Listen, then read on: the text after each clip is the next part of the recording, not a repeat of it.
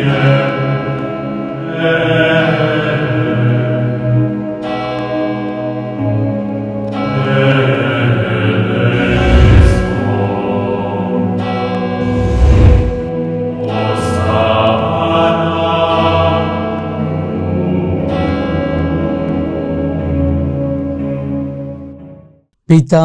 పుత్ర పవిత్ర ఆత్మనామమున ఆమెన్. ప్రభువు మీతో ఉందురుగాక, మీ ఆత్మతో ఉందురుగాక. పునీత మత్తయి గారు రాసిన సువిశేషంలోని భాగము. ప్రభువ మీకు మహిమ కలుగునుగాక. మత్తయి సువిశేషము 17వ అధ్యాయము 1-2 వచనాలు ధ్యానిద్దాం. 6 దినములు గడిచిన పిదప యేసు పేతురును యాకోబును అతని సోదరుడగు యోహానును తన వెంట తీసుకొని ఒక ఉన్నత పర్వతమునకు వెళ్ళెను. అచట వారి ఎదుట యేసు రూపాంతరము చెందెను. ఆయన ముఖము సూర్యుని వలె ప్రకాశించెను. ఆయన వస్త్రములు వెలుగు వలె తెల్లగా అయ్యెను. క్రీస్తు ప్రభుని సువిశేషము. క్రీస్తువా మీకు స్తుతి కలుగునుగాక. Praise the lord. Hallelujah. Praise the lord. Hallelujah. దేవుని ప్రియ సహోదరి సహోదరులారా, దివ్యవాణి వీక్షిస్తున్నటువంటి విశ్వాసులారా, అందరూ బాగున్నారా? అందరూ బాగుండాలి అని ఎప్పుడు ఆ దేవాతి దేవుణ్ణి కోరుకుంటూ ఉంటాను. వాక్యాన్ని మనం చూసినట్లయితే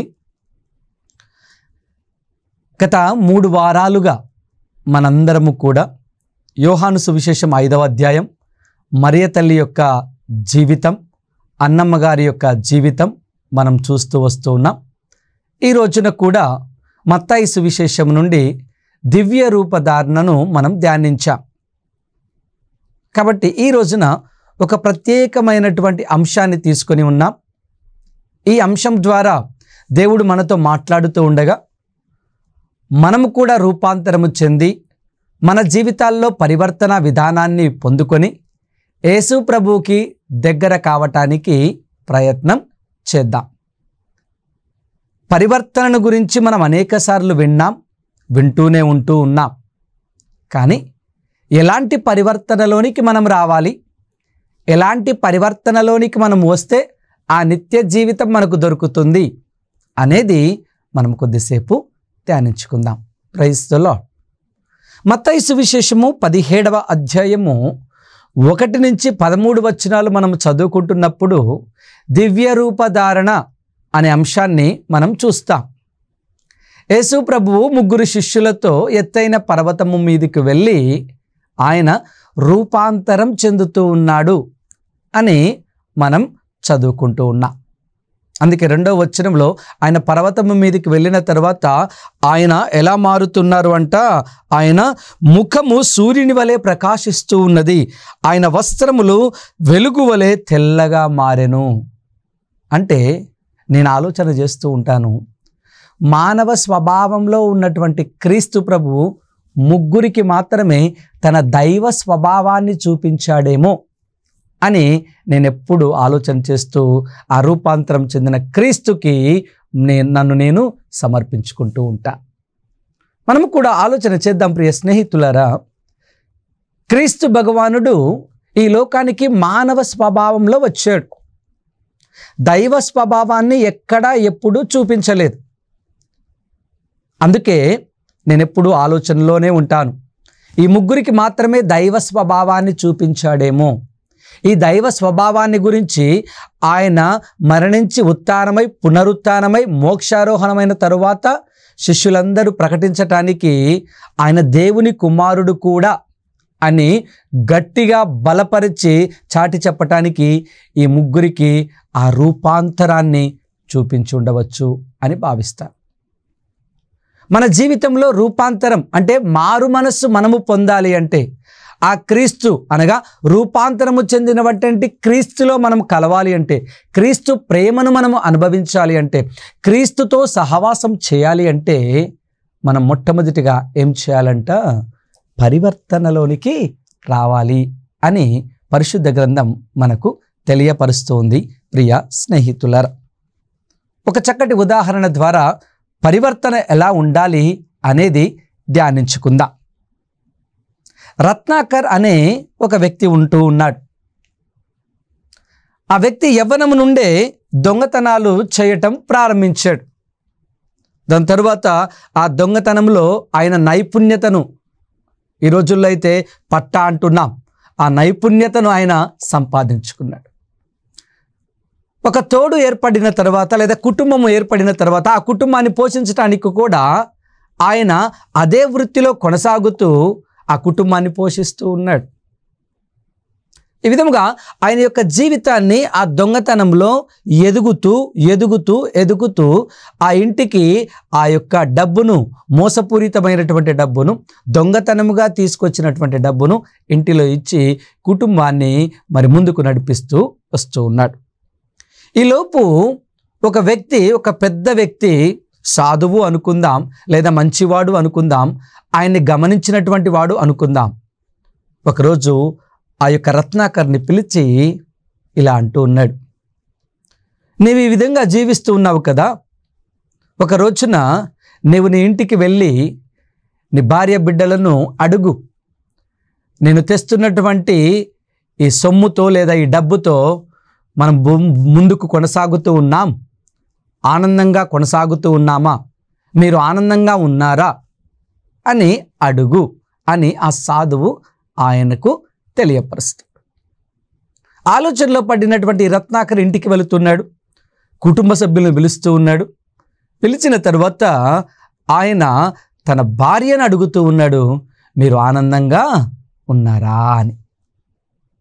అప్పుడు ఆ భార్య హృదయంలో నుంచి తన భావాలను వ్యక్తపరుస్తుంది, లేదండి, ఎందుకంటే ఎవరి కోసమో చెందాల్సింది మనము అన్యాయంగా తీసుకుంటూ ఉన్నాం.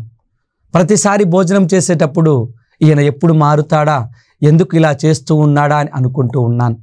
మీకు చెప్పాలంటే భయం, అందుకే మీరు ఈ రోజున అడుగుతున్నారు కాబట్టి నా మనస్సులోని భావాలను వ్యక్తపరుస్తూ ఉన్నాను అని భార్య చెప్పగానే సంపూర్తిగా ఆలోచనలో పడ్డాడు దేవుని ప్రియ బిడ్డలారా.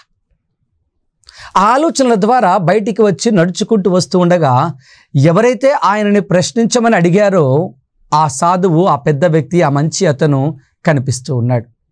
కనిపించినప్పుడు ఆయన దగ్గరికి పోలేకపోతూ ఉన్నాడు.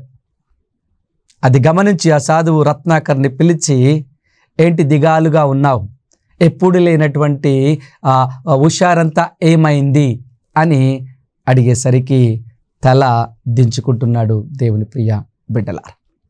అప్పుడు ఆ సాధువు, నువ్వు తల దించుకోవలసిన అవసరము లేదు, నీలో ఒక ఆలోచన అనేది ప్రారంభమైనది, ఒక మంచి అనేది చేయాలి అని నీ యొక్క హృదయంలో కలిగినది, ఇప్పటి వరకు నువ్వు చేసినది తప్పు అని గ్రహించుకున్నావు, కాబట్టే నీవు ఆ దైవము వైపునకు ఏం చేయి, నీ ఆలోచనను మరచు అని రామా అనే వ్యక్తిని పరిచయం చేస్తున్నాడు. ఆ రామా అనే వ్యక్తిని గురించి, ఆయన జీవిత విశేషాలన్నిటినీ కూడా ఆయన ధ్యానిస్తూ ఉన్నాడు, సేకరిస్తూ ఉన్నాడు, హృదయంలో మనన చేస్తూ ఉన్నాడు. చివరికి ఆయన సంపూర్తిగా ఆయన జీవితాన్ని మార్చుకొని రామా అనే వ్యక్తిని దేవునిగా ఆయన జీవితంలోనికి ఎంచుకొని రామాయణం రాయటం ఆరంభించాడు. ఆయన పేరే రత్నాకర్ నుండి వాల్మీకిగా మారిపోతున్నాడు. దేవుని ప్రియ స్నేహితులరా, రత్నాకర్ యొక్క జీవితము పాప జీవితం, దొంగతన జీవితం. ఆయన ఎప్పుడైతే మారు మనసు పొందుతూ ఉన్నాడో ఆయన రాముని యొక్క చరిత్రను, రాముని యొక్క ఆయన చరిత్ర జీవితాన్ని ఏం చేస్తున్నాడు, పేపర్ మీద పెడుతూ ఉన్నాడు. అందుకే వాల్మీకిగా మారి రామాయణాన్ని రచించేవాడిగా చరిత్రలో నిలిచిపోతున్నాడు దేవుని ప్రియ స్నేహితులారా. ఇక మళ్ళీ కూడా రత్నాకర్ అనే జీవితాన్ని ఎంచుకోలేదు. అది మారు మనసు, అది హృదయ పరివర్తన. ఒక్కసారిగా దేవునిలోనికి మనము వచ్చిన తర్వాత మన ఆలోచనలు దేవుని వైపునకు లేదా ఒక మంచి వైపునకు అడుగు వేస్తూ ఉన్నప్పుడు మరి ఒక్కసారి ఆ పాత జీవితంలోనికి మనము తొంగి చూడకూడదు. అనేది రత్నాకర్ లేదా వాల్మీకి మనకు నేర్పిస్తూ ఉన్నాడు. అందుకే రామాయణం రచించింది ఎవరు అంటే వెంటనే వాల్మీకి అంటూ ఉన్నాం. ఆ వాల్మీకి యొక్క వెనుకటి భాగమే రెండవ కథనే ఈ యొక్క రత్నాకర్ యొక్క చరిత్ర. ప్రియ స్నేహితులారా, ఈ రోజున నీవు నేను పరిశుద్ధ గ్రంథం నుంచి అనేక సార్లు ఈ యొక్క పరివర్తన గురించి నేర్చుకుని ఉన్నాం, పరివర్తన గురించి ధ్యానించుకొని ఉన్నాం. మరి రూపాంతరం చెందటానికి ప్రయత్నం చేస్తూ ఉన్నామా? యేసు ప్రభువులో మనం ఎదగటానికి ప్రయత్నం చేస్తూ ఉన్నామా? ఆత్మ పరిశీలన చేద్దాం ప్రియ స్నేహితులారా. సిద్ధార్థుడు అనే వ్యక్తి, ఈయన కూడా ఒక ఆలోచనలో పడి ఒక చెట్టు క్రింద ఆయన ధ్యానిస్తూ బుద్ధుడిగా మారిపోతూ ఉన్నాడు. సంపూర్తిగా తన మనస్సును, తన శరీరమును ఏం చేస్తున్నాడంట, ఏకాగ్రతతో ఆయన ఆ యొక్క సత్యం కోసము వెతుకుతూ, ఆలోచనలు చేస్తూ, ధ్యానంలో గడుపుతూ బుద్ధుడిగా మారిపోతూ ఉన్నాడు. ఆయనే గౌతమ బుద్ధుడిగా చరిత్రలో నిలబడుతూ ఉన్నాడు. సిద్ధార్థుడి నుండి గౌతమ బుద్ధుడిగా పరివర్తన, రూపాంతరం. ప్రియ దేవుని బిడ్డలారా, మళ్ళీ ఎప్పుడు కూడా ఆ యొక్క గౌతమ బుద్ధుడు సిద్ధార్థగా యవ్వన దశలోడు కానీ ఆ పాత జీవితానికి కానీ మరి ఆయన వెనుకంజ వేయలేదు. గౌతమ బుద్ధుడిగా కొన్ని విలువలను ఈ లోకంలోనికి తీసుకుని వచ్చి, కొన్ని పద్ధతులను ఈ లోకంలోనికి తీసుకుని వచ్చి, కొన్ని సూత్రములను ఈ లోకంలోనికి తీసుకుని వచ్చి, ఆ పరమాత్ముడితో ఏకం కావాలి అంటే మన ఆత్మలో మనము ఎలాంటి చెడు ఆలోచనలు లేకుండా జీవించినప్పుడు ఈ ఆత్మ ఆ ఆత్మతో ఏకం అయిపోతూ ఉంది అని తెలియపరిచినటువంటి వ్యక్తి. ప్రియ దేవుని బిడ్డలారా, బైబిల్ గ్రంథంలో కూడా అనేక మంది వ్యక్తులు మనకు కనపడుతూ ఉన్నారు. పరివర్తనలోనికి వచ్చిన తర్వాత మళ్ళీ పాత జీవితంలోనికి తొంగి చూడనటువంటి వారు. అలాంటి వారిని మనము కొంతమందిని చూస్తూ మన జీవితము కూడా ఎలా ఉంటుందో పరిశీలన చేసుకుంటూ మనం ఏం చేయాలంట, ఆ పరివర్తనలోనికి వచ్చి రూపాంతరము పొందినటువంటి క్రీస్తుతో నీవు కూడా రూపాంతరము చెంది ఆ వెలుగులో ఐక్యం కావటానికి మన జీవితాన్ని మలచుకోవాలి, మార్చుకోవాలి.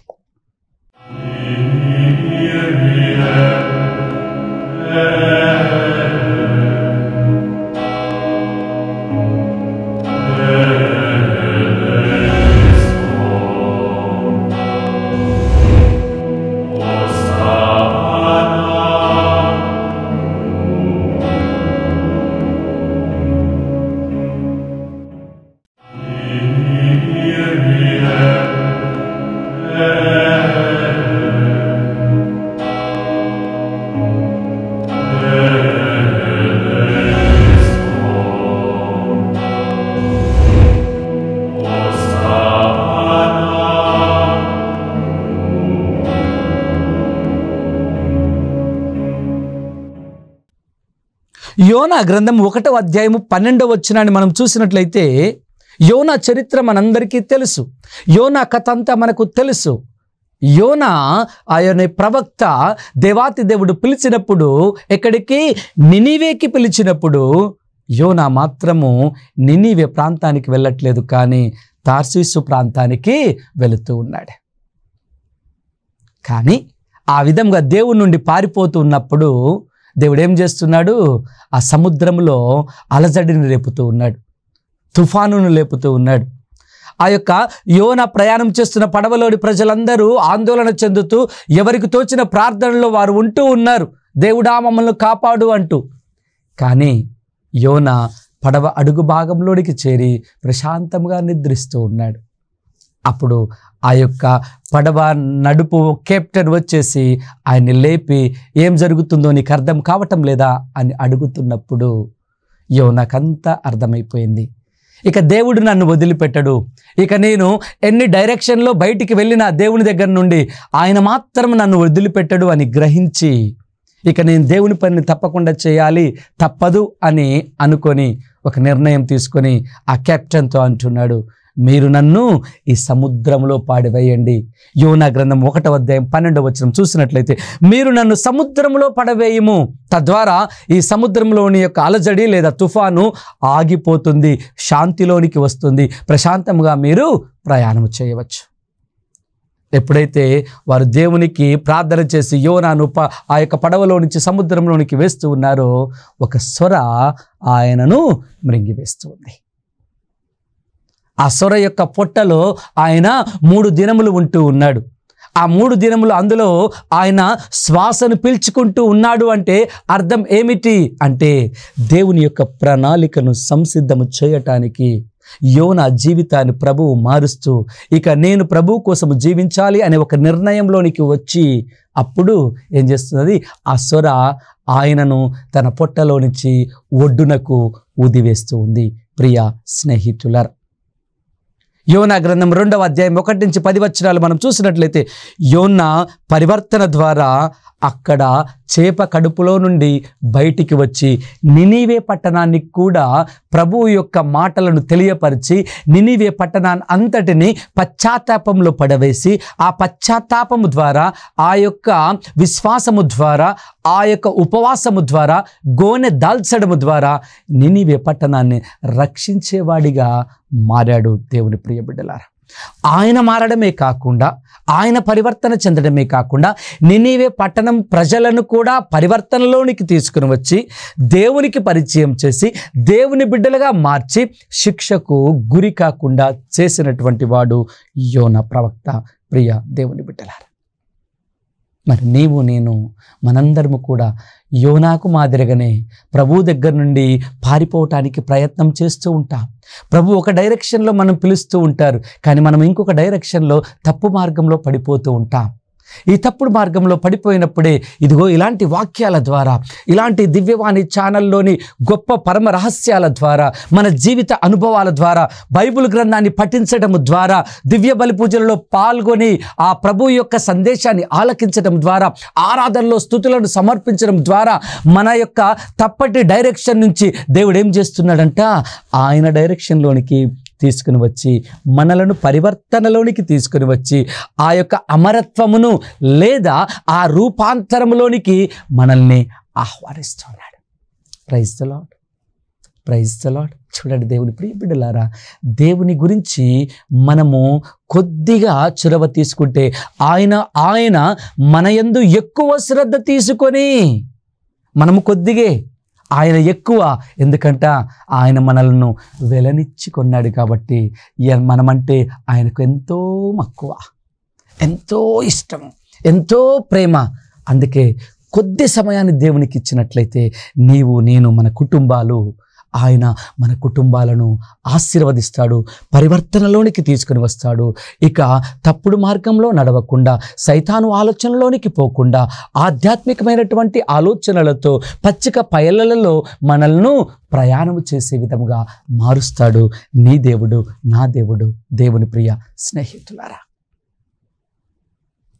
అపోస్తుల కార్యములు 9వ అధ్యాయం 1 నుంచి మనం ధ్యానించుకుంటూ పోయినట్లయితే సౌలు జీవితాన్ని మనం చూస్తూ ఉన్నాం. ఈ సౌలు యేసుక్రీస్తు ప్రభువుని విశ్వసించినటువంటి వారిని చంపటానికి లేదా హింసించటానికి డమస్కస్ ప్రాంతానికి వెళ్తున్నాడు. ఈ మార్గ మధ్యంలోనే ఏమవుతుంది అంట, ఆయనకు పునరుత్థాన క్రీస్తు ప్రభువు దర్శనం వస్తూ ఉన్నారు. ఎప్పుడైతే పునరుత్థాన క్రీస్తు ప్రభువు వెలుగు ఆయనను దర్శిస్తూ ఉన్నారో, వెంటనే ఆయన గుర్రము నుంచి క్రింద పడిపోతూ ఉన్నాడు, చూపుని కోల్పోతూ ఉన్నాడు. ప్రియ స్నేహితులారు, ఆ కింద పడిపోయి ఆ చూపుని కోల్పోయినటువంటి సౌలు ఎవరి స్వరాన్ని వింటున్నాడు? పునరుత్థాన క్రీస్తు స్వరాన్ని వింటూ ఉన్నాడు. ఏమంటున్నాడు ప్రభు? సౌలా సౌలా, నన్నెందుకు హింసిస్తూ ఉన్నావు? వెంటనే సౌలు యొక్క ప్రశ్న ఏమిటి అంటే, నీవెవరు ప్రభు? ప్రభు ఏమంటున్నారు? నీవింసిస్తున్న క్రీస్తుని నేనే, నీవింసిస్తున్నటువంటి క్రీస్తుని నేనే అనగానే ఆయన చూపును కోల్పోతున్నాడు. ఏం మాట్లాడాలో అర్థము కావటం లేదు. ఆయన ఆ యొక్క గుర్రము నుండి కింద పడిపోతూ ఉన్నాడు. అంటే ఆయన జీవితంలోనికి పరివర్తన అనేది మొదలవుతుంది, ఆరంభమవుతుంది. గుర్రం నుండి క్రింద పడటం అంటే నేను ఎప్పుడు అనుకుంటూ ఉంటాను, ఆయన యొక్క అంతస్తు నుండి, ఆయన యొక్క గర్వము నుండి, ఆయన యొక్క హోదా నుండి ఆయన కింద పడిపోతూ ఉన్నాడు. సౌలు అనగా అధికుడు అని అర్థం. అంటే ఆ అధికారము, అంతస్తు, ఆ గౌరవము, ఆ గర్వము, ఆ అహంకారము అన్నిటి నుండి కూడా ఏమవుతున్నాడంట, కింద పడిపోతూ ఉన్నాడు. ఆయన ఆ చూపుని కోల్పోతున్నాడు. అంటే ఇప్పటి వరకు చూసినటువంటి ఇహలోక జీవితంలోని ఆశలను, ఆశయాలను అన్నిటినీ కూడా ఆయన నుండి దేవుడు ఏం చేస్తున్నాడు, దూరం చేస్తున్నాడు. అందుకే 3 రోజులు ఆయన ఏమీ చూడలేదు, కళ్ళు పోయాయి అంటూ ఉన్నా. ఈ 3 రోజులు ఏం చేశాడో తెలుసా? కళ్ళు పోగొట్టిన చీకటిలో ఉన్నటువంటి సౌలు ఏం చేశాడో తెలుసా? 3 సంవత్సరాల క్రీస్తు ప్రభు యొక్క పరిచర్యను ఆయన ఏం చేశాడు, నేర్చుకున్నాడు. ఎప్పుడైతే ఆ అంతస్తు నుంచి కింద పడ్డాడో ఆయన ఈ లోకంలోని చూపులను, ఈ లోకంలోని అందాలను అన్నిటినీ ఆయన తీసివేస్తూ ఉన్నాడు.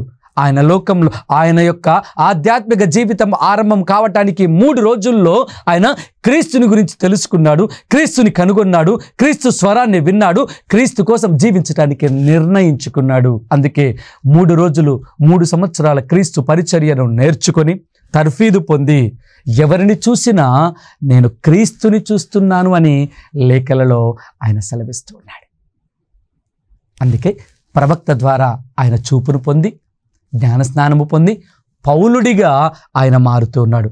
గొప్ప పరివర్తన ప్రియ స్నేహితులారా, గొప్ప పరివర్తన. బైబిల్ గ్రంథంలో గొప్పగా చెప్పుకునేవాడిని ఎవరు అంటే పౌలు గారు కూడా ఒకరు అని ఈ రోజున మనం గర్వంగా చెప్పుకోవచ్చు. సౌలు అంటే అధికుడు, పౌలు అంటే చిన్నవాడు, తనను తాను తగ్గించుకున్నవాడు. ఎవరి కోసం తనను తాను తగ్గించుకున్నాడు? కేవలము క్రీస్తు కోసము, క్రీస్తు యొక్క జీవితము కోసము, క్రీస్తుని ప్రజలందరికీ పంచాలి అనే ఉద్దేశము కోసము తనను తాను తగ్గించుకొని పౌలుడిగా మారిపోతూ ఉన్నాడు. Praise the lord. మరి నీవు నేను ఆ యొక్క అధికారము, అంతస్తు, మరి ఇతర ఈ లోక సంబంధమైనటువంటి బాంధవ్యాల నుండి మనము తగ్గుతున్నామా, దిగుతూ ఉన్నామా? ఎప్పుడైతే ఈ లోకంలోనూ అంతస్తులను దిగుతూ ఉంటామో ఆధ్యాత్మికమైనటువంటి అంతస్తులో మనం ఏమవుతాం? పెరుగుతాం. ఇది మనకు కావాలి, ఆధ్యాత్మిక జీవితం కావాలి. ఎందుకంటే దేవుడు నిన్ను నన్ను సృష్టించినది కేవలము ఆయన్ని తెలుసుకొని, ఆయన్ని ప్రేమించి, ఆయన్ని స్తుతించి, ఆయన్ని ఆరాధించి చివరకు ఆయన దగ్గరికి చేరటానికి ఒకే ఒక ఉద్దేశంతో. ఎప్పుడైతే మొట్టమొదటి స్థానాన్ని ఆయనకు సమర్పిస్తూ ఉంటామో మన కుటుంబ జీవితాలను, మిగిలినటువంటి జీవితాల అన్నింటినీ మనకు ఏదైతే కావాలి అనుకుంటున్నామో అది దేవుడే మనకు అనుగ్రహిస్తాడు. ఇది విశ్వాసం. అది పౌలు గారు తెలుసుకున్నారు. అందుకే సంపూర్ణమైనటువంటి పరివర్తన. సౌలు, పౌలు 2 వేరువేరు దృశ్యాలుగా చూసినట్లయితే కనుక ఈ 2 కూడా ఏమవుతున్నాయంట? ఈ యొక్క సౌలు సంపూర్తిగా పౌలుగా మారి క్రీస్తులో ఐక్యమవుతూ ఉన్నాడు అనేది మనం ఈరోజు చూస్తున్నాం. ప్రియ స్నేహితులారా, ఇంకొక వ్యక్తిని మనం చూసినట్లయితే కనుక లూకా సువిశేషం 19వ అధ్యాయం 1 నుంచి 10 వచనాలు. జక్కయ్య. ఈ జక్కయ్య కూడా యేసు ప్రభువుని చూడాలనే తపన, ఆశ నీలో నాలో కూడా ఉండాలి. యేసుని చూడాలి అనే ఆశ నీలో నాలో ఉంటున్నప్పుడు యేసు ప్రభువు నీ ఇంటికి, నా ఇంటికి వస్తాడు. జక్కయ్యలో యేసు ప్రభువుని చూడాలనే ఆశ ఉంది. అందుకే మేడి చెట్టు ఎక్కుతున్నాడు. మేడి చెట్టు ఎక్కినప్పుడు జక్కయ్య దగ్గరకు యేసు ప్రభు వెళ్ళి నేను నీ దగ్గరకు వస్తాను, నీ ఇంటికి వస్తానని పలుకుతున్నాడు. ఆనందముతో జక్కయ్య యేసు ప్రభువును తన ఇంటికి ఆహ్వానించాడు. ఆహ్వానించిన తర్వాత ఆయన యేసు ప్రభు ముందు నిలబడి నా ఆస్తిలో సగభాగం పేదలకు అందిస్తాను, ఎవరి దగ్గర ఇది అన్యాయంగా తీసుకున్నట్లయితే 4 రెట్లు ఇస్తాను అని చెప్పి చక్కటి పరివర్తనలోనికి ఆయన వస్తూ ఉన్నాడు. అందుకే యేసు ప్రభు ఏమంటున్నాడు తెలుసా? నేడు ఇంటికి రక్షణ వచ్చింది అని మాట్లాడుతున్నాడు. దేవుని ప్రియ బిడ్డలారా, అలాంటి సంపూర్ణమైనటువంటి హృదయంతో దేవుని దగ్గర మన బలహీనతను, మన పాపమును, మన చీకటిని ఆయన ముందు ఉంచుతున్నామా? ఎప్పుడైతే మనము మన బలహీనతల నుండి పరివర్తనలోనికి వస్తూ ఉంటామో ఇక మళ్ళీ ఆ పాపములో పడిపోకుండా ఉండటానికి దేవుడు తన దూతలను, తన శక్తిని, తన బలమును మనకు అందించి మనల్ని ఎప్పటికీ అప్పుడు అప్రమత్తులను చేస్తూ ఆధ్యాత్మికంగా ఎదిగే బిడ్డలముగా ఉంచుతాడు. యోనా, పౌలు, ఈ రోజున జక్కయ్య. మరి వాక్యాన్ని ఆలకిస్తున్నటువంటి నీవు నేను కూడా, మనందరం కూడా ఆ హృదయ పరివర్తనను కలిగి ఆ రూపాంతరం చెందినటువంటి క్రీస్తులో మన జీవితాన్ని అందించి ఏం చేయాలంట? సంపూర్ణమైనటువంటి పరివర్తన, సంపూర్ణమైనటువంటి జీవితాన్ని జీవించాలి. అలా జీవించాలి అని దేవుడు మనల్ని కోరుకుంటున్నాడు. అలాంటి పరివర్తనతో మనము ముందుకు నడిచినప్పుడు ఆ వెలుగును, ఆ కృపను మనందరికీ ప్రసాదిస్తారు. అలా ప్రసాదించాలి అని అందరం ఒక్క నిమిషం కళ్ళు మూసుకొని ప్రార్థన చేసుకుందామా? అందరం కళ్ళు మూసుకుందాం. దేవుని ప్రియ బిడ్డలారా, ప్రార్థించుకుందాము. కృపామయుడు అయిన దేవా, నీవు ఈ లోకంలో నీ యొక్క వేద ప్రచారమును హృదయ పరివర్తన చెందండి అనే మాటతో ప్రారంభించావని మత్తయి సువిశేషం 4వ అధ్యాయం 16వ వచనం తెలియపరుస్తూ ఉంది. ప్రభువా, మేమందరము సంపూర్ణమైనటువంటి హృదయ పరివర్తన కలిగి మంచి బిడ్డలముగా నీ యొక్క రాజ్యానికి వారసురాలముగా అగులాగున మమ్మల్ని ఆశీర్వదించండి. ప్రభువా, మా యొక్క అంతస్తులను, మా యొక్క గౌరవ ప్రతిష్టలను ఈ లోకంలో విడిచిపెట్టి నీవు మాతో ఉంటే చాలు అను గొప్ప అంతస్తులోనికి, భాగ్యంలోనికి చేరులాగున మమ్మలను ఆశీర్వదించండి. ప్రభువా, ఈ లోకంలో మేము ఈ లోక ఘోరమైనటువంటి పరిస్థితుల్లో మేము ప్రయాణం చేస్తూ ఉండగా మా బలహీనతలు, మా యొక్క చీకటి బ్రతుకులు, మా తప్పిదములు అన్నీ కూడా నా తండ్రి నీ దగ్గరకు రానివ్వకుండా నైనా ఆటంకపరుస్తూ ఉన్నాయి. వాక్యాన్ని ఆలకించినటువంటి మమ్ములను ప్రభువా, యోనా మాదిరిగా, నైనా పౌలు మాదిరిగా, నైనా జక్కయ్య మాదిరిగా మేము కూడా సంపూర్ణమైనటువంటి హృదయ పరివర్తనను చెంది ప్రభువా నీ వైపునకు తిరిగి నీ బాటలో ప్రయాణం చేసే భాగ్యమును మా అందరికీ దయచేయండి. ఈ లోకంలో నైనా మేము వచ్చేటప్పుడు ఏమీ తీసుకొని రాలేదు, వెళ్ళేటప్పుడు ఏమీ తీసుకొని పోలేము అని గొప్ప సత్యాన్ని తెలుసుకొని సంపూర్ణమైనటువంటి పరివర్తనలోనికి వచ్చి నీకు సాక్షులుగా, నీకు ప్రామాణికమైనటువంటి బిడ్డలముగా జీవించు కృపను మా అందరికీ దయచేయమని మా నాథుడైన క్రీస్తు ద్వారా అడిగి వేడుకొనిచున్నాము. Amen, amen, amen. ప్రభువు మీతో ఉందురుగాక, మీ ఆత్మతో ఉందురుగాక. సర్వశక్తిగల సర్వేశ్వరుడు పిత, పుత్ర, పవిత్ర ఆత్మ మిమ్మందరినీ ఆశీర్వదించి కాచి కాపాడుదురుగాక. ఆమెన్.